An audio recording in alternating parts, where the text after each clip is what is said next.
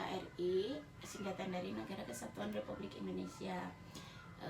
Kenapa Negara Kesatuan? Karena awalnya negara Indonesia itu terdiri dari berbagai pulau, kemudian daerah-daerah yang kemudian disatukan, yang pertama oleh Gajah Mada, kemudian diteruskan oleh pahlawan-pahlawan kita berikutnya. Kalau Pancasila itu dasar negara Indonesia, yang merupakan falsafah negara Indonesia juga, kemudian jiwa bangsa Indonesia, ya, ideologi bangsa Indonesia juga. Nah, itu yang menjadi patokan nilai-nilai yang nilai-nilai tingkah laku bangsa Indonesia yang harus berdasarkan Pancasila.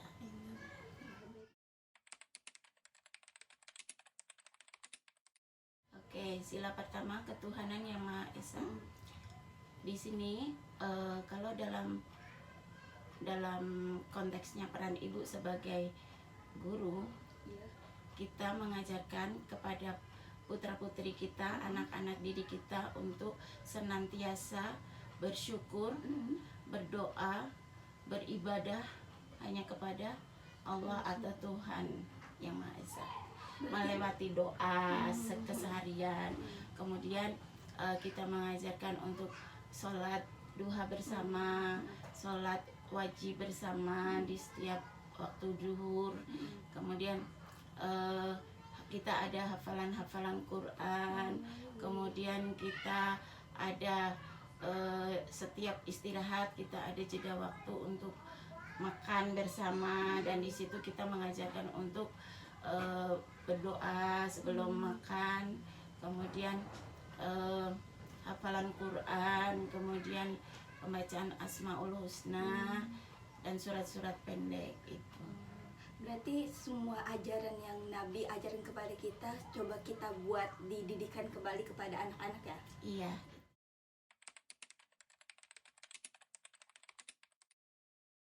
Untuk sila kedua, kemanusiaan yang adil dan beradab, kita sebagai guru apalagi ya, kita mengajarkan anak-anak itu untuk saling menyayangi, saling menghargai, saling menghormati, ya, antar sesama manusia. Kalau dalam konteks kelas sama teman sebangkunya, kemudian antar kelas, kemudian satu sekolah, antar warga sekolah, kemudian dengan lingkungan sekitarnya harus saling menghargai, menghormati, dengan apalagi dengan orang yang lebih tua. Gitu. Ya, karena adab itu lebih penting ya sebenarnya. Iya. Apalagi di zaman sekarang yang anak harus punya perilaku yang baik, itu yang nomor satu. Iya.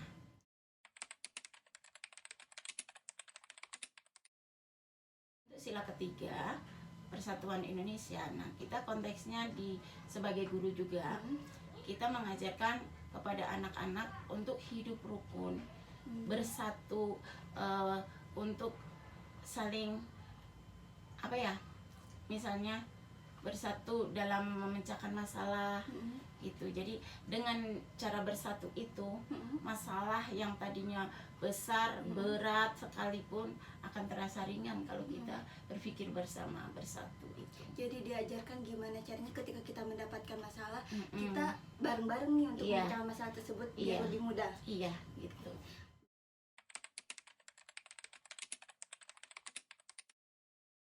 Oke, untuk sila keempat, misalnya dalam konteks pelajaran juga ada, kita diajarkan untuk berdiskusi. Nah, misalnya dalam kelas itu pemilihan ketua kelas, kemudian diskusi memecahkan satu masalah secara berkelompok, gitu, bermusyawarah. Nah, di situ anak-anak diajarkan untuk menghormati pendapat orang lain, gitu, menghargai pendapat orang lain walaupun berbeda, gitu, harus kita terima, dan kita tidak boleh memaksakan kehendak kepada orang lain. Iya, karena pada kenyataannya sulit ya untuk mendapat pendapat orang lain, apalagi yang berkontrak sama kita. Iya, yang berbeda kita biasanya agak susah. Iya.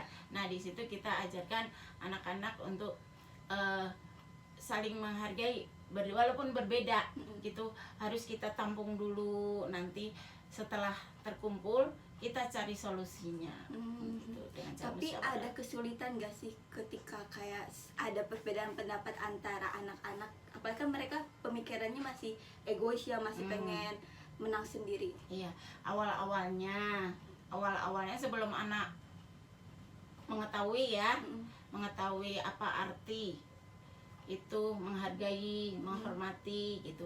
Awalnya susah, tapi setelah dapat ilmu dulu, kemudian kita praktekkan, itu anak-anak mulai sedikit demi sedikit, akhirnya mengerti gitu.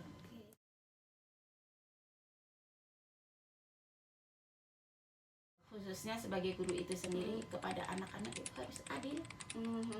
Nah, siapapun kita beri ilmu yang sama, beri kesempatan yang sama untuk menuntut ilmu.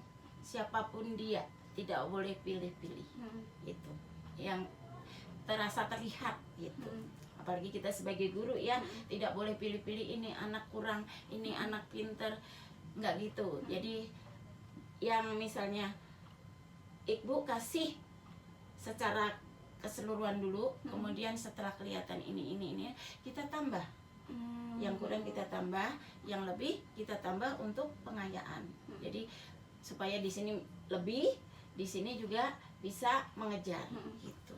Tapi ada gak sih Bu kayak permasalahan nih ketika kita misalkan mengajari satu anak yang kekurangan, tapi ternyata bagi anak yang lain menjadi kesalahpahaman, merasa kayak kok dia diperhatikan sih.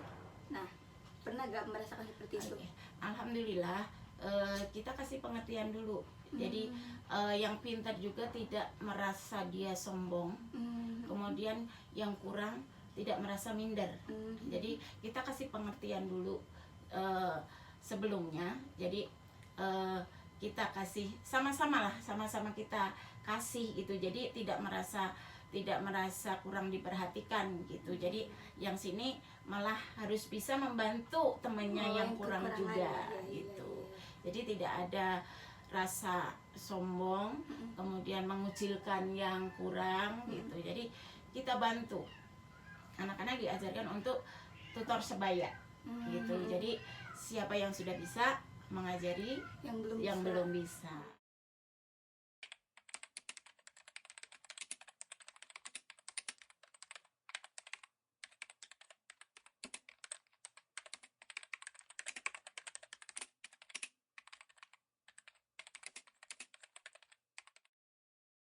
Begitu, terima kasih Bu Iya, atas jawaban-jawabannya. sama-sama. Semoga ilmunya makin berkah kepada Amin. murid-muridnya.